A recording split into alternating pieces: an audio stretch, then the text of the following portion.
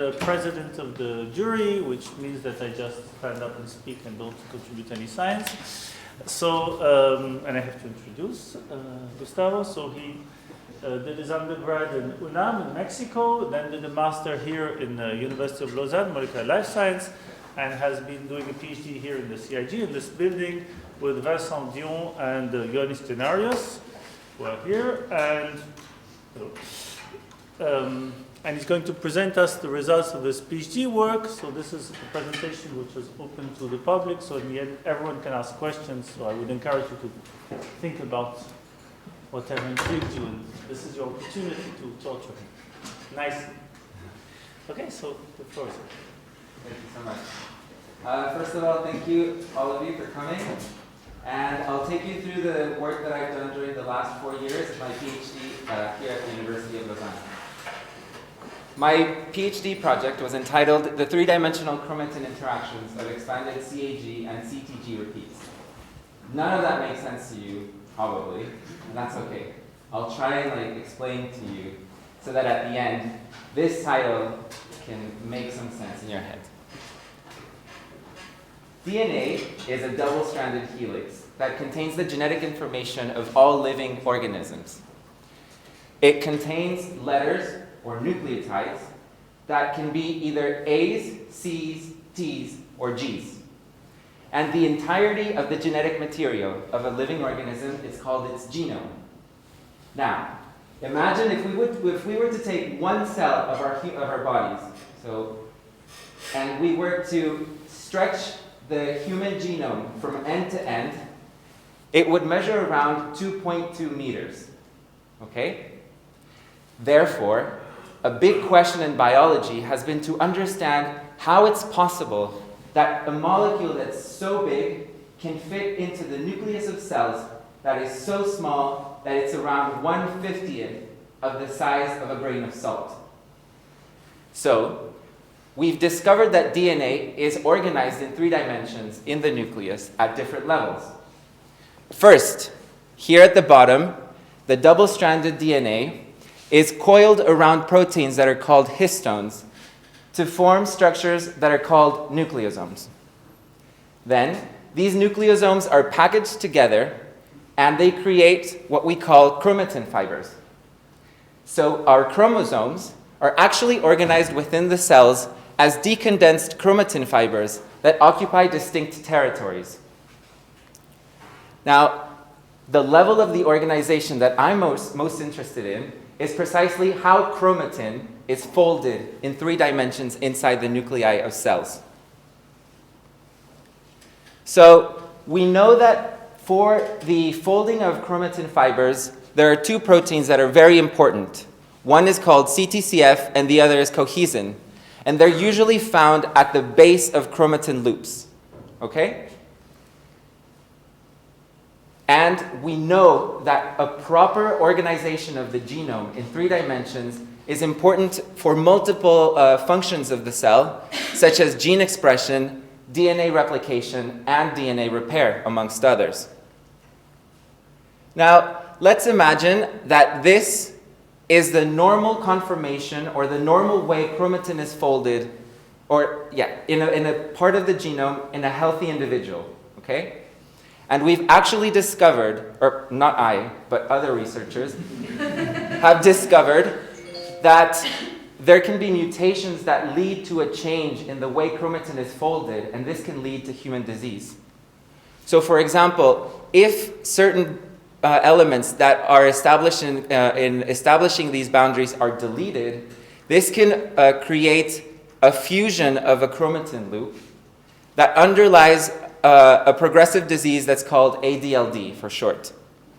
Also, if these boundary elements are copied and duplicated, this can create an extra isolated loop that did not exist before. And this has been identified to be some of the underlying factors of some cancers and of Cook syndrome, which is a disease where patients have shorter digits. So importantly for my project, it was also discovered that 2 diseases called Fragile X syndrome and Friedreich's ataxia also behave in a way that's similar to when boundary elements are deleted. All I want you to know is that this chromatin structure that we find in healthy individuals is changed in a certain part of the genome of patients with Fragile X syndrome or Friedreich's ataxia. And both of these cells are caused by a mutation that's very special, and that's called expanded trinucleotide repeats. So what are trinucleotide repeats? Well, it's very simple. They're sequences that consist of 3 letters or nucleotides. And they can be of 4 different kinds, depending on the letters that are repeated. They can be CGGs, GAAs, CAGs, or CTGs. And when they're in short numbers, nothing happens, we're all healthy. However, if these sequences are copied multiple times and exceed a certain limit, they can create diseases.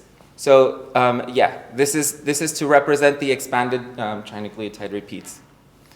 And these repeats, when they're expanded, are the underlying cause of at least 23 human diseases that we know of so far. And they cause diseases through a variety of mechanisms that are not really important for the scope of my talk today. However, one thing that I do want to point out is that these mutations not only change the length of the sequence of DNA found in the human genome, but they also change a distinct level of the genome organization that I talked to you about. Remember that DNA is wrapped around proteins to form nucleosomes. Well, in healthy individuals, short trinucleotide repeats are associated with a loose organization of these nucleosomes that's called euchromatin. Okay? However, in patients with expanded trinucleotide repeats, nucleosomes become tightly packaged such that other proteins can't really access these loci anymore. And this is called heterochromatin. And it's been discovered that this is a common phenomenon for a number of trinucleotide repeats, such as expanded CTG repeats that cause myotonic dystrophy type 1, expanded CGG repeats, which are the underlying cause of Fragile X syndrome, and GAA repeats, which cause Friedreich's ataxia. So, the things that I knew when I started my PhD were that there exists connections between expanded trinucleotide repeats of the CGG and GAA types specifically, and it was shown that these cause the formation of heterochromatin, so nucleosomes become tightly packaged, and they also change the 3D level of organization of the genome inside the cells. This means the way in which chromatin is folded is different in healthy versus patient cells. However, this was not known for expanded CAG and CTG repeats. There was no connection established between the expansion of trinucleotide repeats and an alteration of the 3-dimensional structure of chromatin, and we didn't know if there was any connection also in these cases between the formation of heterochromatin and the higher level of organization of the genome. And this is important because more than half, in fact 14 out of the 23 diseases that are caused by expanded trinucleotide repeats are caused by expanded CAG and CTG repeats. So if you realize we only knew what was the underlying molecular mechanisms in terms of the genomic architecture for 2 diseases out of 23. Therefore, it was important to understand if this was also the case for expanded CAG and CTG repeats. Therefore, the main question that I started out with in my PhD was whether expanded CAG and CTG repeats also cause changes in the 3D structure of chromatin in patient cells.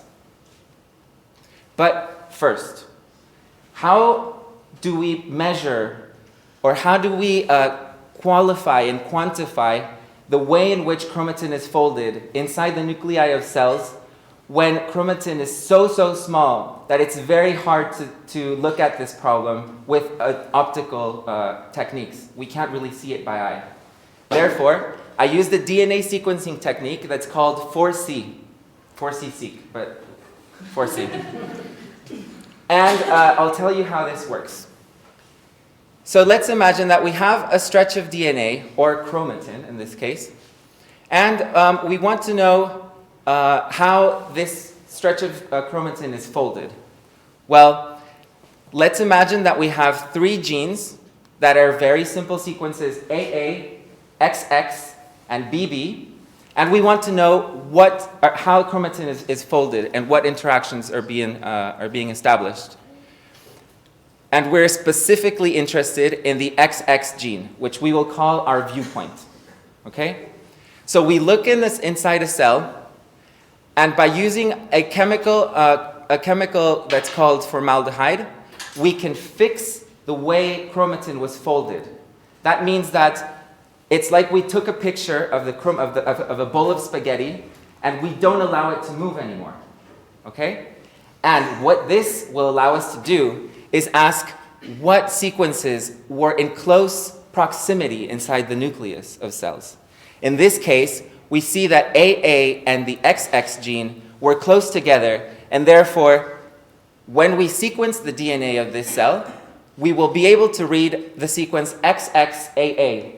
Thus, we mark one interaction of the XXAA. However, this can be different in a different cell, and chromatin can be folded in this way, in which the XX gene is now much closer to the BB gene.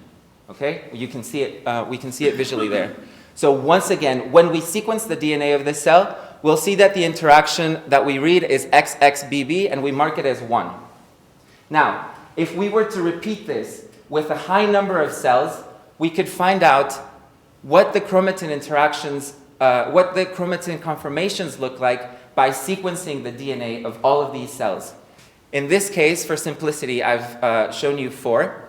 And we have this green type of conformation where the AA gene is closer to the XX, and 3 cells that showed this yellow conformation, which is the XX and BB. Therefore, we mark that we saw this 3 times. Okay? And this can be translated into profiles that I'll show you shortly. So this depends almost directly on the number of times that we read certain interactions. If we read this once, we draw 1 line, and since we read this 3 times, we draw 3. Therefore, the height of the curve is directly proportional to how often a chromatin interaction was being established. And this gives us the information of how this was folded in 3 dimensions. So what we can do is we can compare the interaction profiles of one cell line to a different group of cells. And in this case, we see that the interaction profiles are relatively similar. There was 1 more interaction that was established between the XX gene and the BB gene. So far so good. But if we compare it to another group of cells, we may actually find that the interaction profiles are different.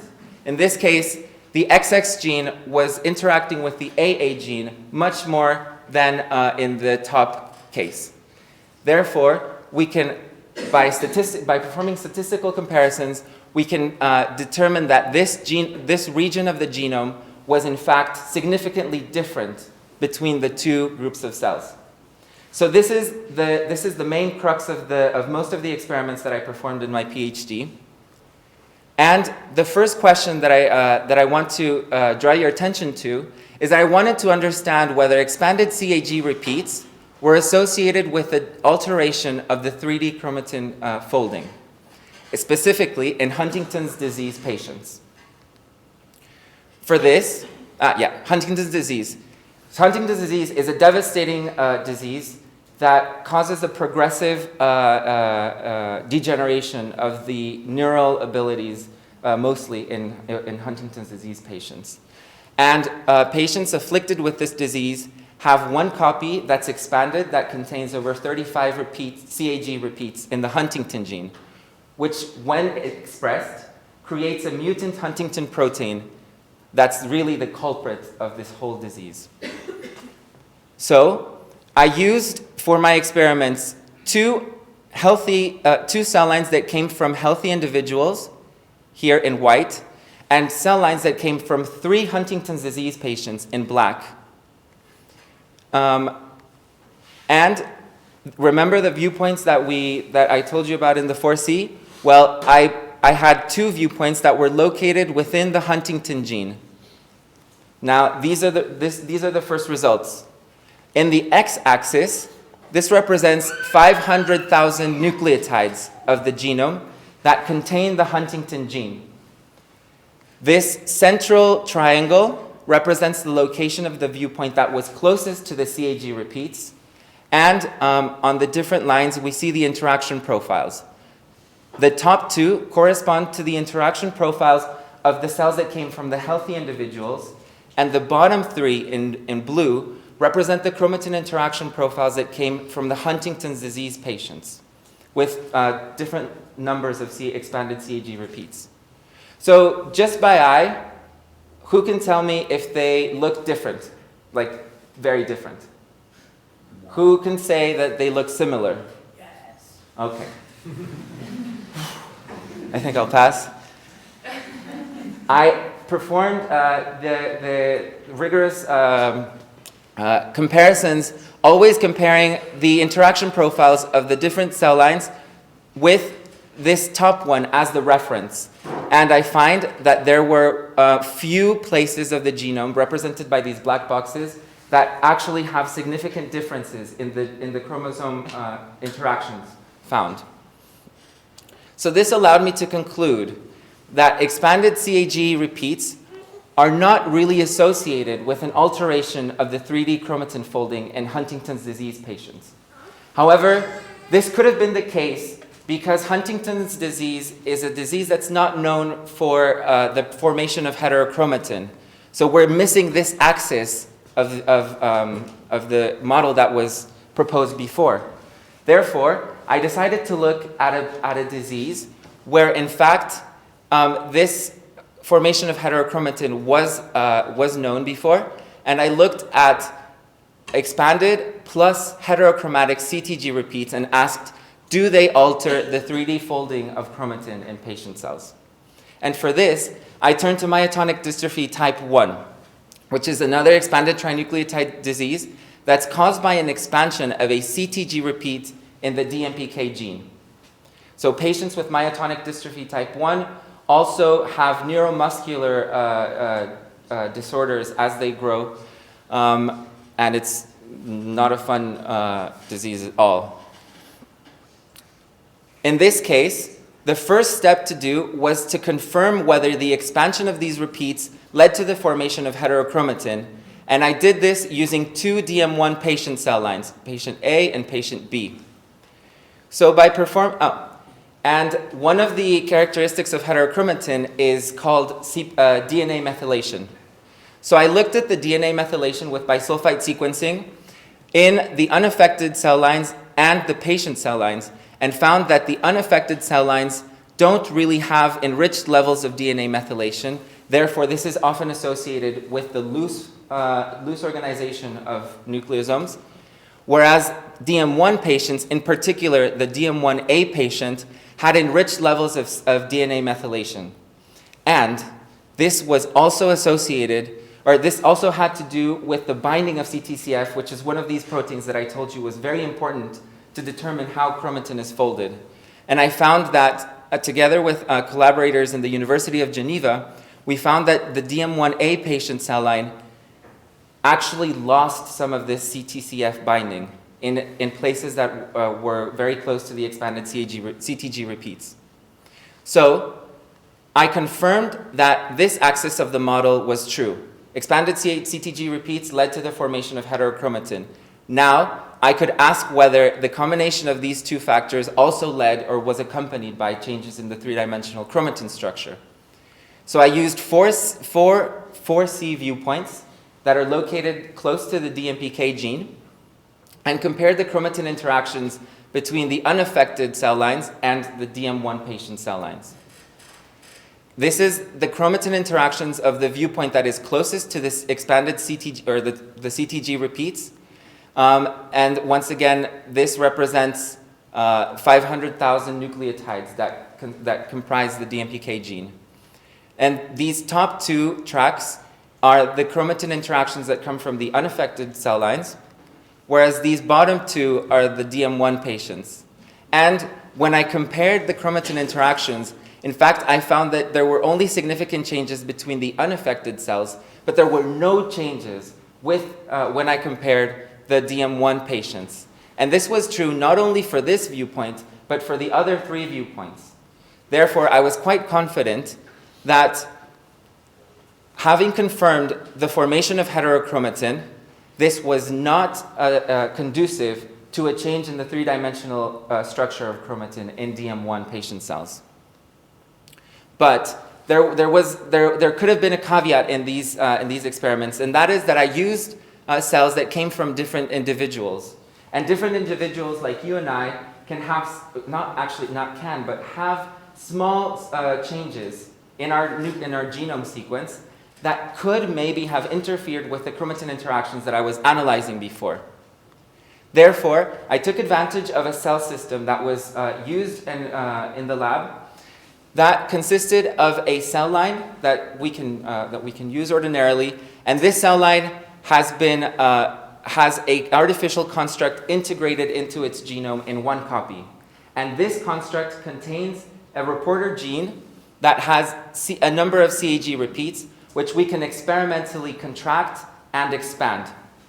So I used two populations of this cell line, one that had 15 CAG repeats and the other that had 270, and everything else we think was the same as far as its genome, as far as the genomes of these two cell populations. So now I could really get at the question of whether expanded CAG repeats were associated with a change in the three-dimensional chromatin folding, because all of the other factors of this experiment were the same.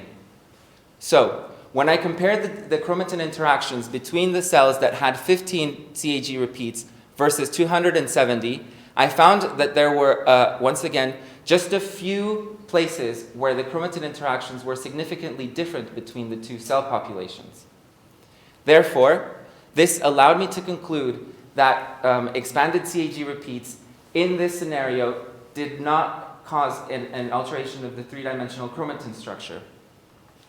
So, just to bring your attention back to the model that was proposed before, we knew that expanded CAG repeats were associated with the formation of heterochromatin and also with an alteration of the way chromatin is folded inside the cell. But with the work that I've developed during my PhD, I've managed to confirm that for expanded CAG and CTG repeats, in some cases, there's a formation of heterochromatin, but this is not associated with a change of the three-dimensional chromatin folding, and also that there doesn't seem to be an association between the formation of heterochromatin, so this level of nucleosome organization of the genome, with the way the chromatin fiber is folded in DM1. And also, I discovered a scenario where the binding of CTCF doesn't seem to be important for the establishment of chromatin structure. And this is somewhat surprising given the number of reports that highlight how important CTCF binding is for this. My dad will be happy to know that my work has been submitted to a scientific journal, and it's currently under revision, so one day I will be able to say I have a first author paper. We're just waiting on on more experiments that I'm performing.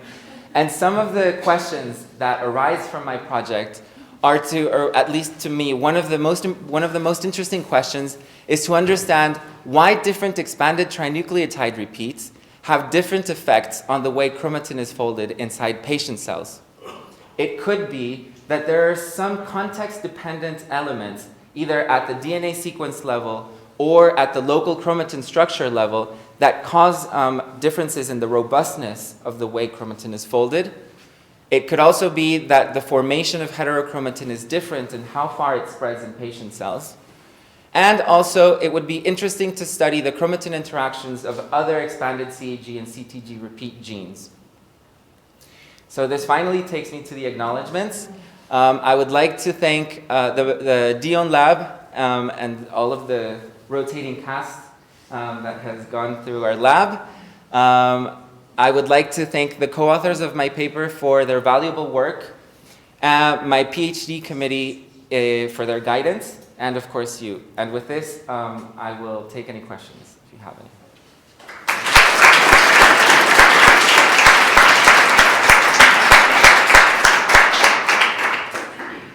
Thank you for this clear presentation of the difficult subject. And congratulations for submitting the paper. Thank you. Formally, we should start with questions from experts from the PhD committee. So, do you have any questions? You're allowed to pass. Okay, just. Yeah, no, I will to ask questions, but I was just wondering, the way you're presenting, and you kind of hinted onto this difference between the CAG, CTG, CTG. So it's kind of, the way you present it kind of suggests that all CTG repeats diseases would lead to changes in chromosomes. Is this something that is been shown, or is been shown for one disease? And it's been mainly shown for one disease. So it could still be that it's really just context. Could be, yeah, and especially for expanded CAG and CTG repeats, there's not really much known as far as the formation of heterochromatin. We know that this occurs in DM1, but it could also be that this isn't quite a general mechanism. Yeah, you're right.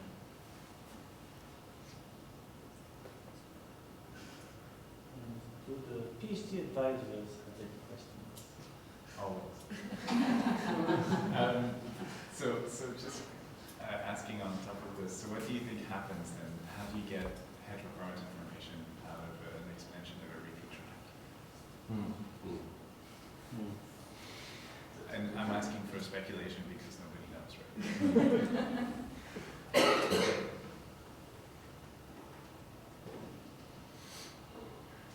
Well, expanded trinucleotide repeats often change the secondary structure of DNA. So this means that you have the double helix, but this double helix has to be unwound for certain processes in the cell, such as when the genome is copied. It could be potentially that these secondary structures impede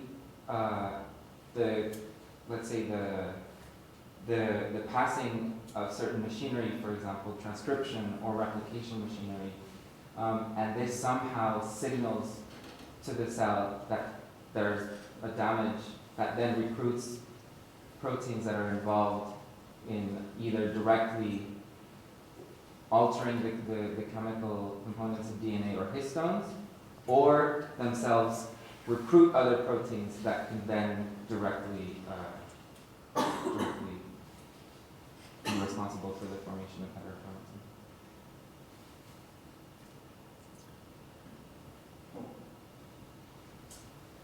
So I think we got plenty of questions during the internal session.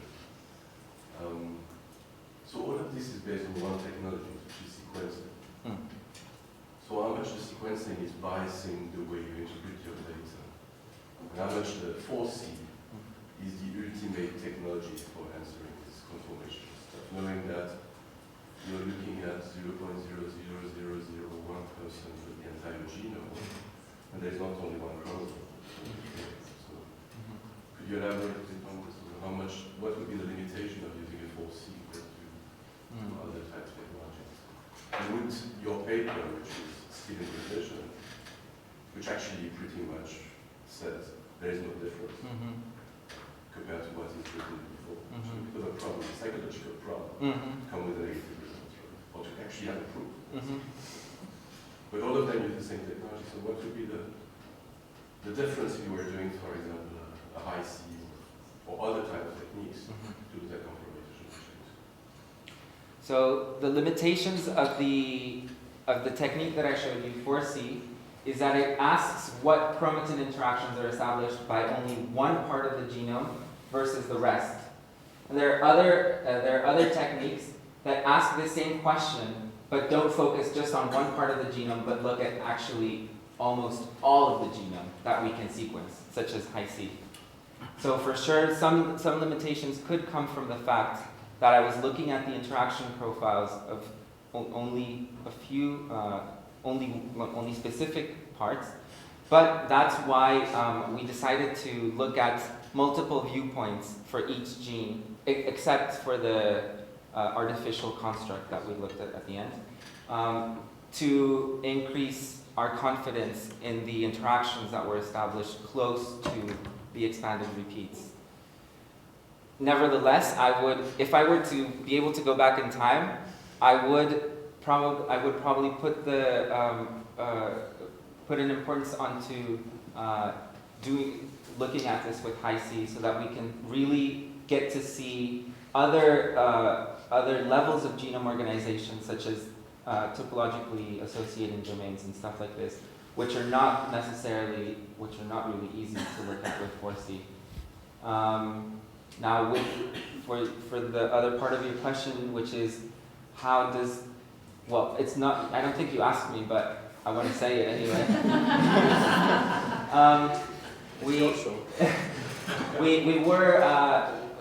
It is important to contrast our experiments with this technique that we use with the previous evidence that shows that there is a difference in the chromatin interactions for other expanded trinucleotide repeats. So we're repeating the experiments with the cell lines that they used in a paper in 2018, and I'm applying 4C to see if we find that we can also replicate the differences in chromatin interactions.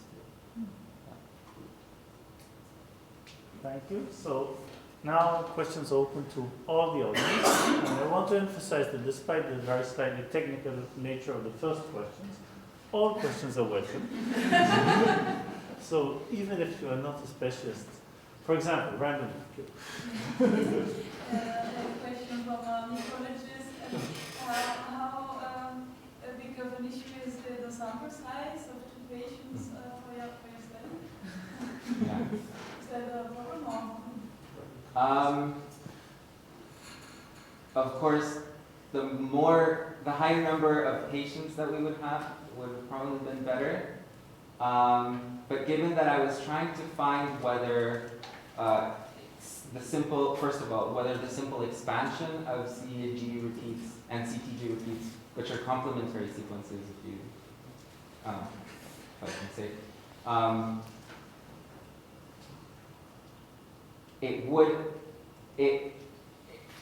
by adding all of the samples for the CAG repeats, the CTG repeats, and the transgene that I looked at in the end, I was able to increase the sample size, if you will,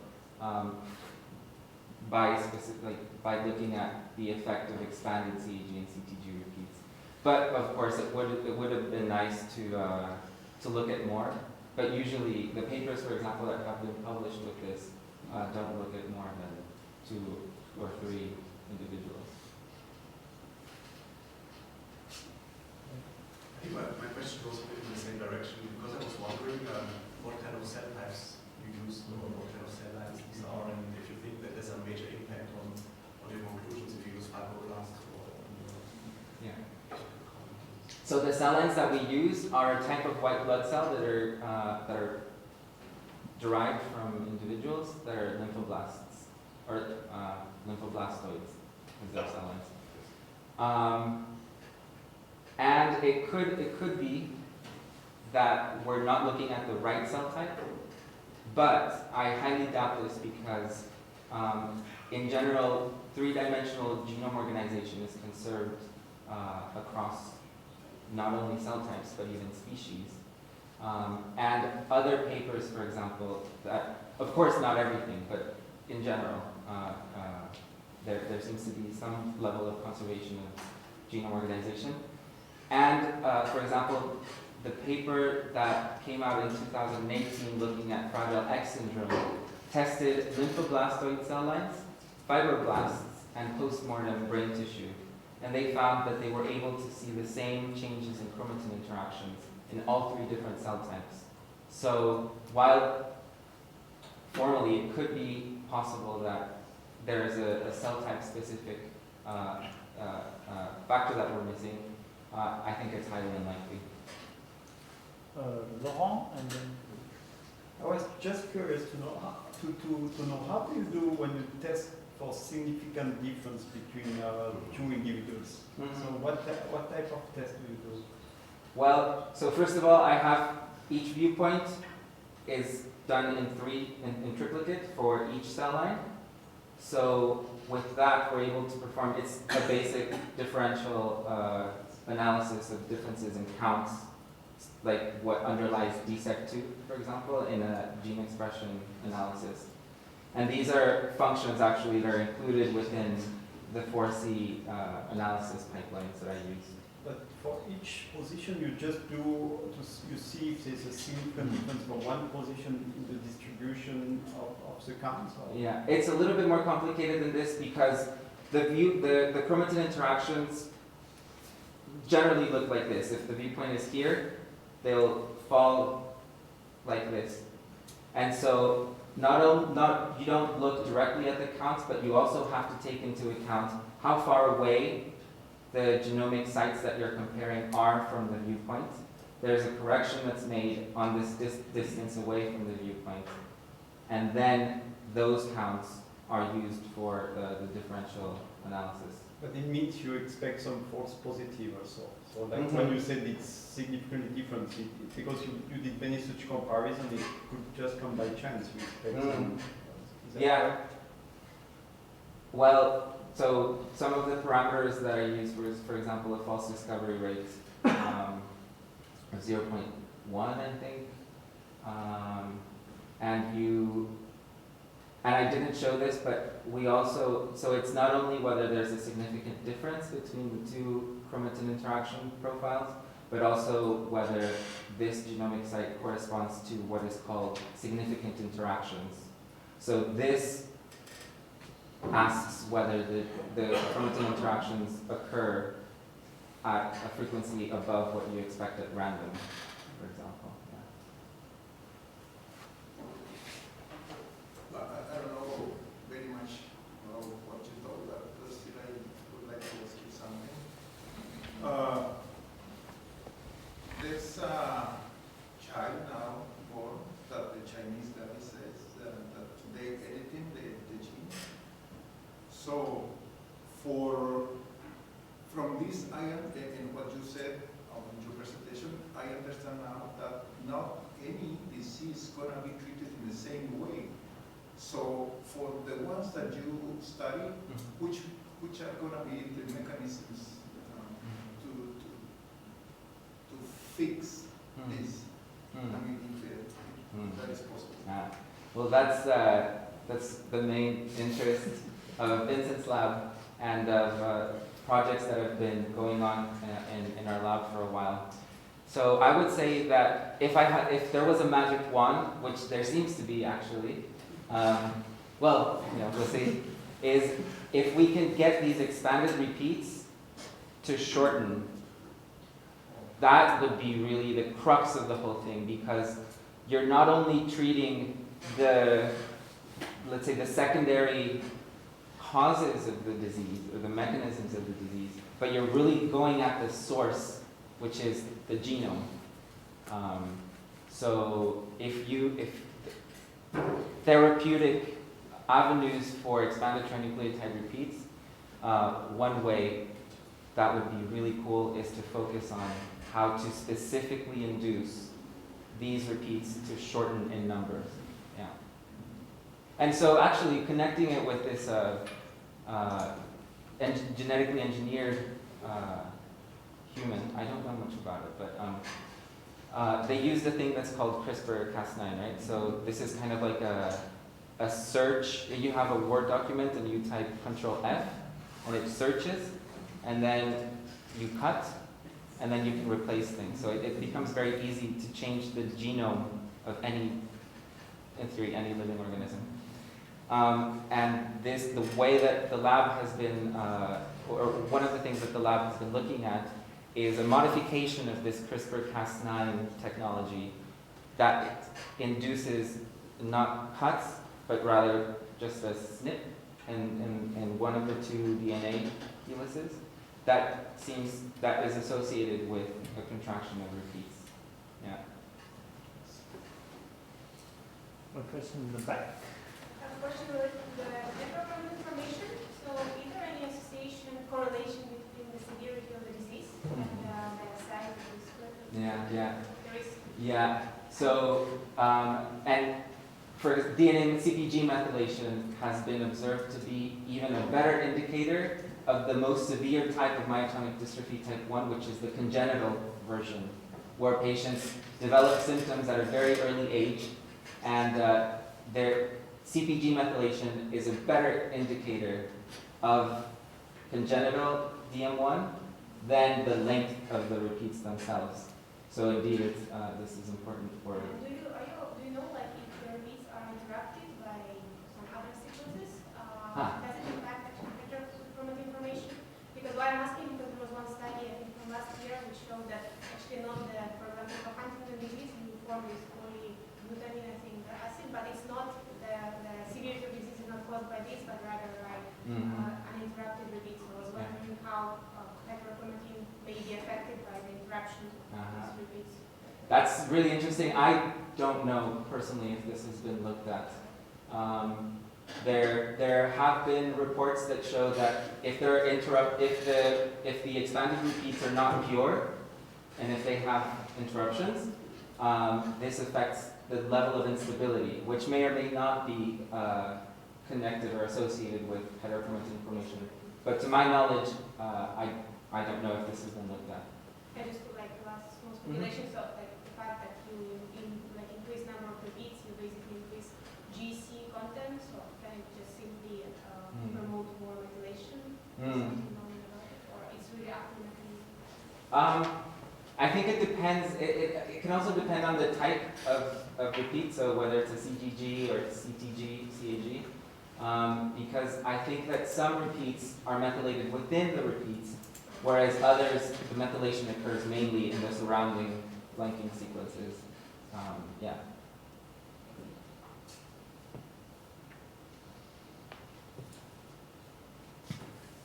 Are there any further questions?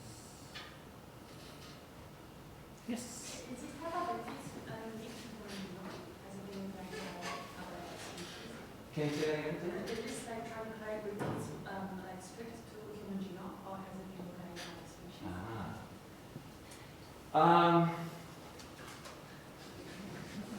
I don't know. So for sure, there are experiments that are performed in mice. Yeah. But what I'm not certain of is whether these experiments. I know that some of these experiments take the human genomic site and put it into mice. But Vincent is really burning to. If I may. Yeah. So it's a question of frequency, right? So they're very rare expansions, so you don't expect necessarily to see them unless you sequence a bunch of people or a bunch of individuals as an organism. They've been found in Arabidopsis in an isolate, in a wild isolate with a GA repeat. So, you know. But that also changes repeat structure of the concept. So that I don't think has been looked at. But it changes the expression of the gene it's in, so you would expect so.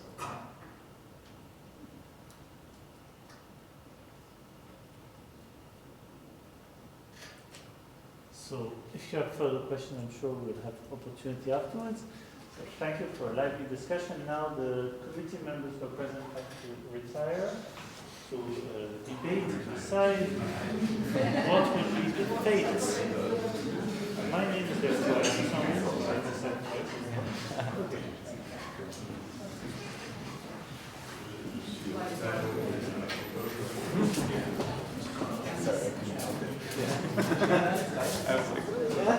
It's a good question.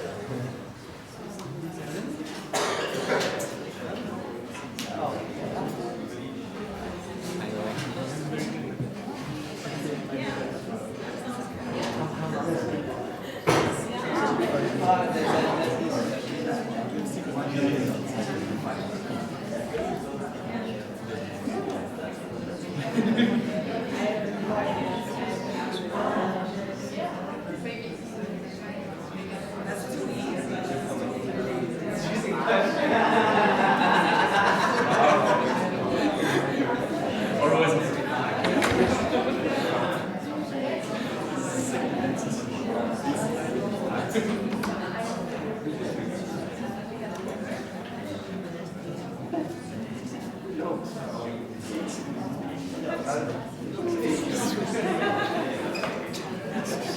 to intensify way your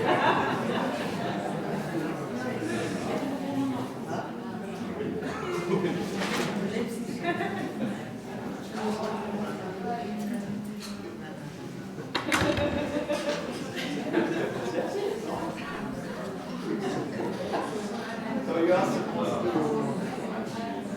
Are you supposed to?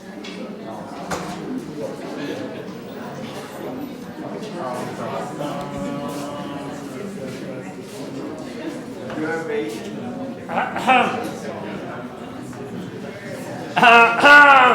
This is the most important part, okay?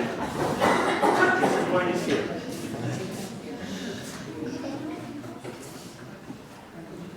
Okay, so Mr. Gustavo Ruiz Buendia, sorry. I'm pleased to inform you, that's a good start. I'm pleased to inform you that the jury has decided to recommend the rectorship to award you a PhD in life sciences from the University of Lausanne. Now you can applaud.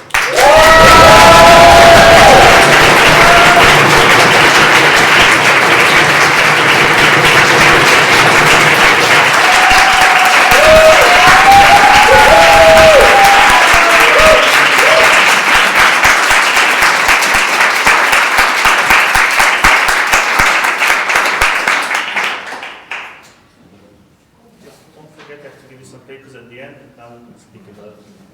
Okay. Excellent.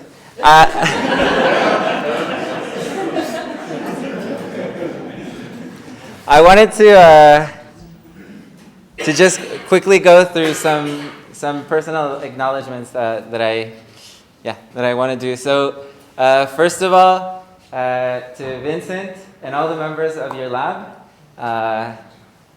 Natalie included, of course, and other people that are not shown on this picture, but that have been a revolving cast of really talented scientists for having created a really wonderful environment to perform this research.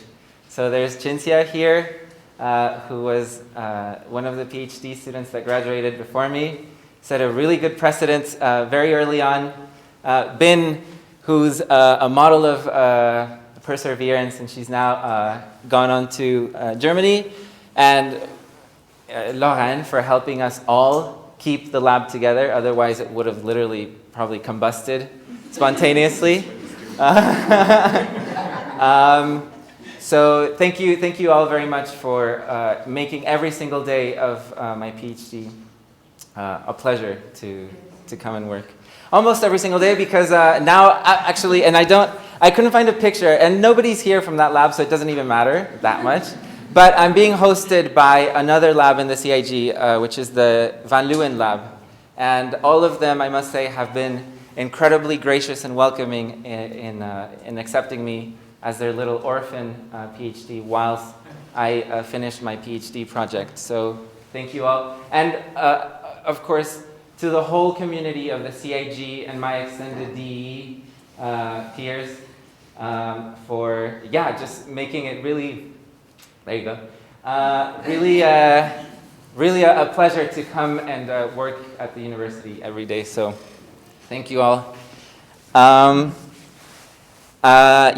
To my friends, when I started out at the Universidad Nacional Autónoma de México, UNAM, having studied a year in biology there, and then the Banda de Copilco, which was also a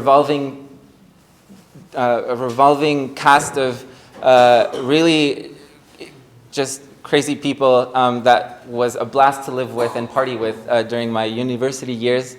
And I want to extend a special thanks. She's not here because she's literally interviewing for a job right now. But I wanted to say thank you to Marcela, who is a wonderful friend, and we've sort of accompanied each other along our way. So she's really cool. And all of my other friends that I've met at university. And also, I didn't put it here because I put this presentation together just like 10 minutes before I presented. But also where I studied my high school, Chapingo, and that's where both of my parents work. That was an incredible formative experience for me, and I also met very valuable people, so thanks to Chapingo. Cool. Yeah, and then after I was studying for a year in Mexico City, I moved an hour south to Cuernavaca to study a thing that's called genomic sciences, which I've continued to do. And this is a picture that they took very early on, the first days of our stay there. And each one of these people on that picture, I had this picture, and I told them, but I had this picture right in front of my desk here, up top in the lab. And as I said in my thesis, they are a source of pride, but also, how do you, now I'm forgetting the word, but inspiration. Inspiration. Each and every one of them are brilliant and have shared with me really, really special moments during my 4 years of university in Cuernavaca, and without them, it would have been really boring. So thank you to each and every one of them. They're all, just so you know, they're all doing amazing work, whether in biology or elsewhere. So look out for them, because these guys are a force to be reckoned with. Yeah, so I put a picture of Mirek and Carmen, because they're really cool. And yeah, they've showed me what it means to be powerful people and really get through a lot of things that life throws at you.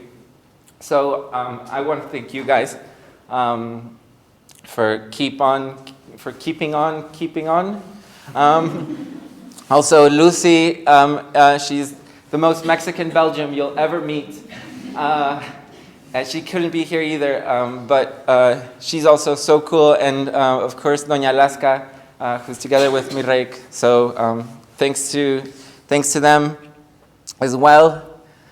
Then I moved, during my bachelor's, I moved to New York, Long Island, to a place called Cold Spring Harbor. And there I met also a bunch of people that turned out to be friends that I'll have for the rest of my life. So my supervisor, Cynthia, she, I must tell you, she's not here either, but I was a bit afraid of her before I arrived.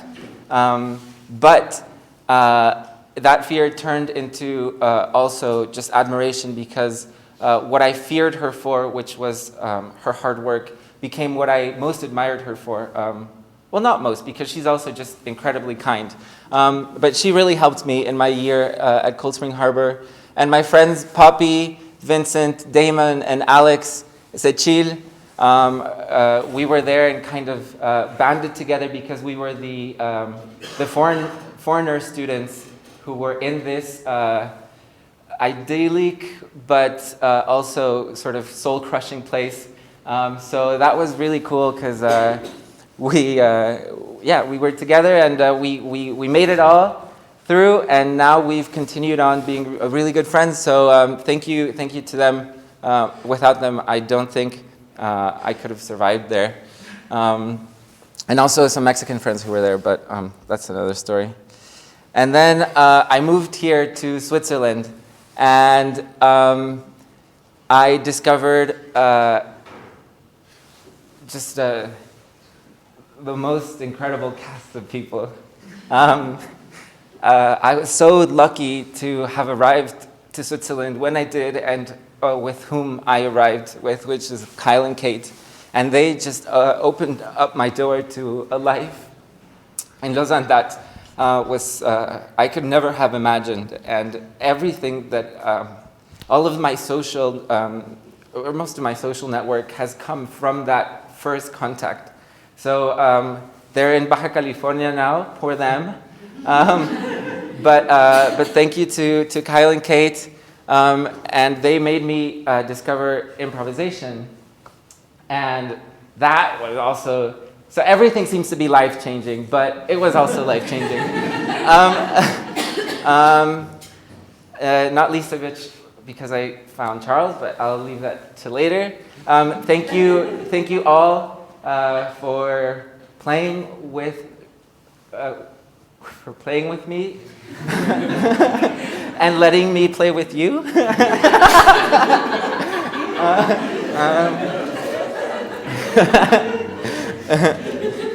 Don't ask.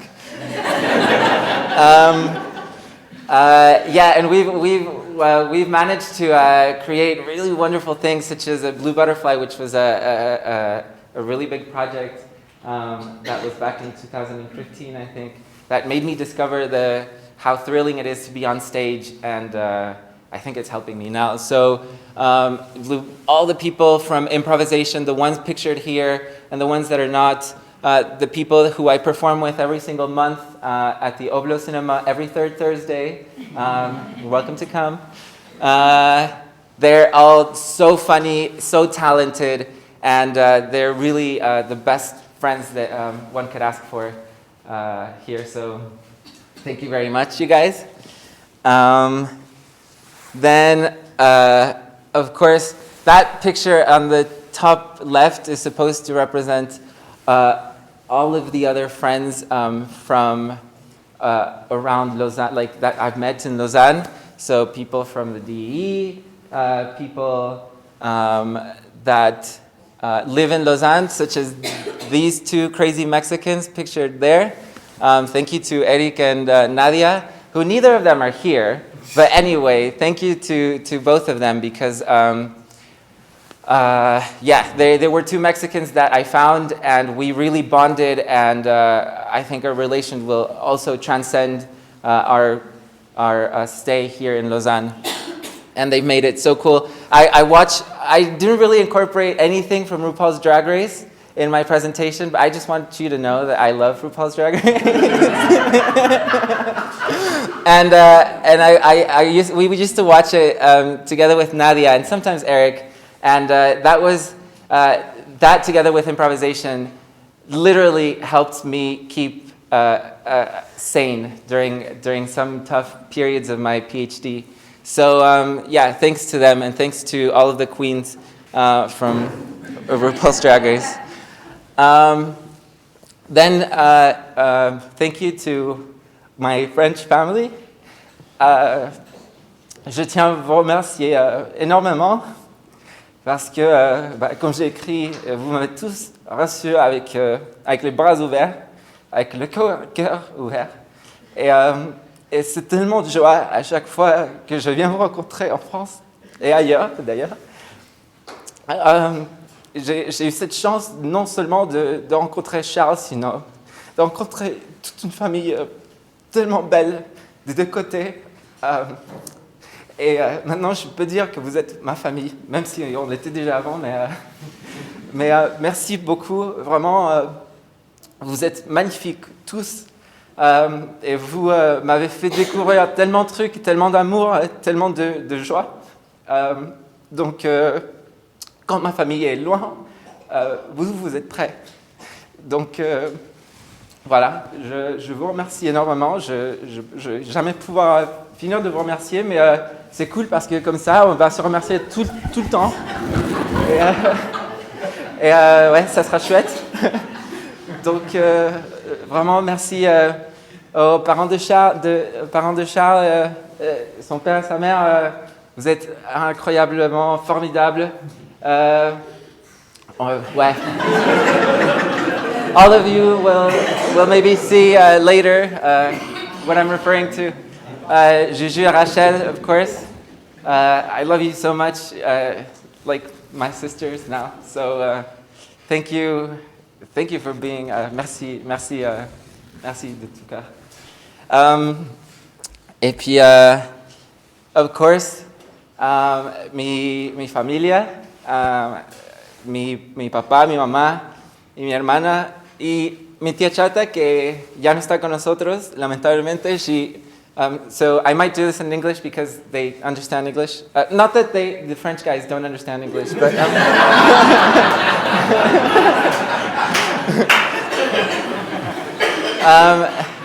yeah. Well, where to start? Rox, who I know is watching online, she is my younger sister, and she is a true model of what it is to be a intelligent, determined, and kind and generous human being. You inspire me, just as one day I might have inspired you. And yeah, muchas gracias por todo. Siempre que hablábamos por teléfono, así que te contaba todo lo que estaba pasando, you always, you're always so wise and so cool, and everybody who meets you, who has the pleasure of meeting you, always says like, oh, Roxana's so cool, like, she's just so wonderful, and every time I can only smile, the hardest smile, and say, she really is, like, I have the best sister. You have no idea, sorry, Juju and Hashem, but she is so cool, I can't express how amazing she is, so muito obrigado, no Brasil. And my mom, who unfortunately couldn't be here because she's working, Dad, she is also a great example for me, along with my dad, of just loving me and my sister unconditionally, and they have really struck an amazing balance between providing us opportunities that have allowed us to go beyond what we imagined, both my sister and me, but also helping us teach. They taught us really important values that are at the core of who we are, such as kindness, I hope,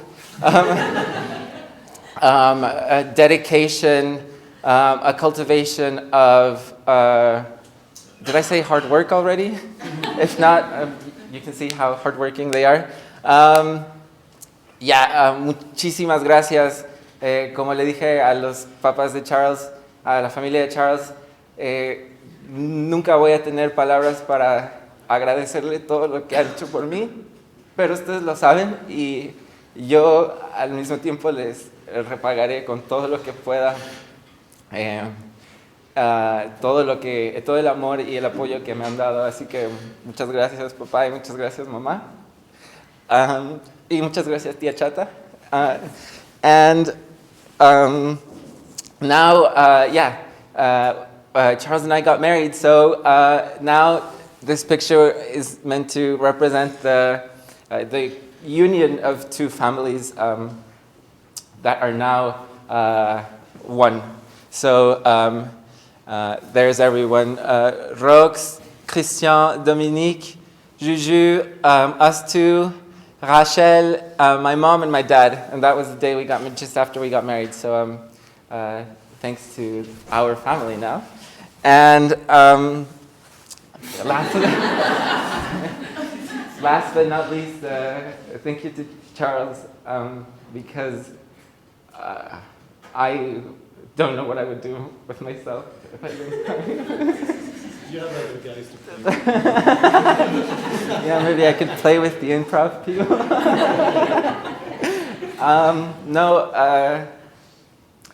You have been so invaluable and will continue to be for the rest of my life. You have helped me when I most needed it, and you always celebrate me when I also need it, and even when I don't, which is really nice. I love you so much, and I can't wait to spend the rest of our lives together. It's like we're getting married again, but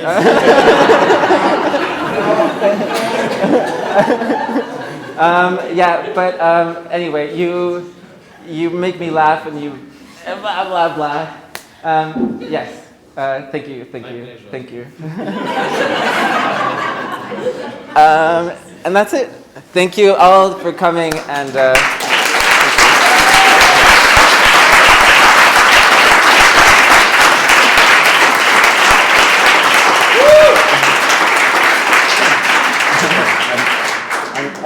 take 2 more minutes. It's going to be a bit less. 2 more minutes. A bit less emotional, I'm sorry. More painful? What? More painful? Yeah, you can just go if you want. The rest of us will stay here.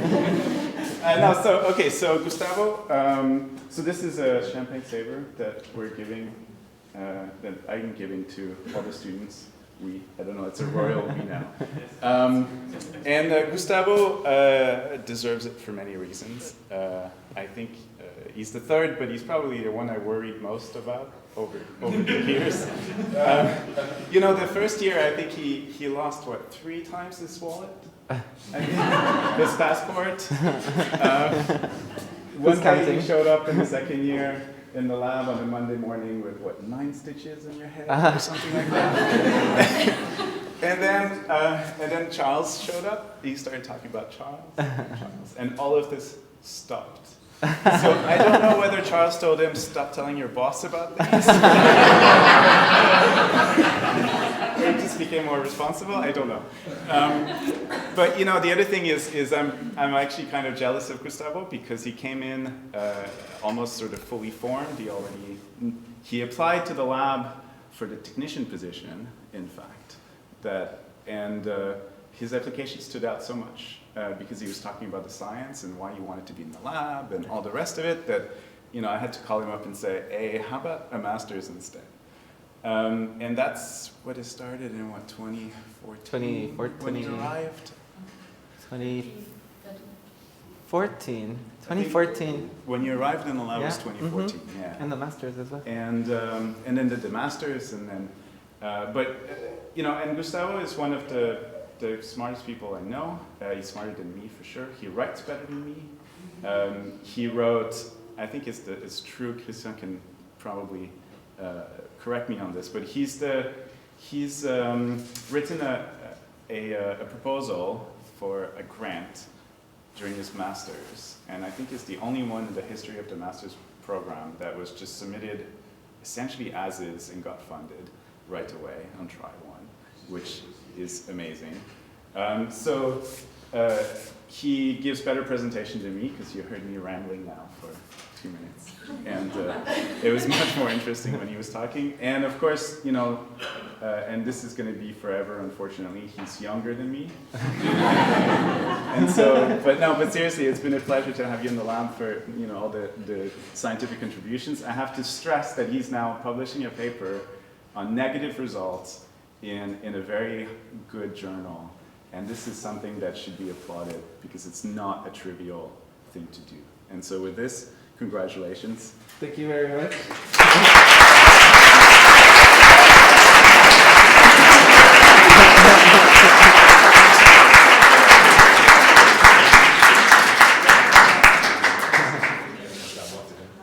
Okay. All right, so now everybody, let's go eat and drink. Bye.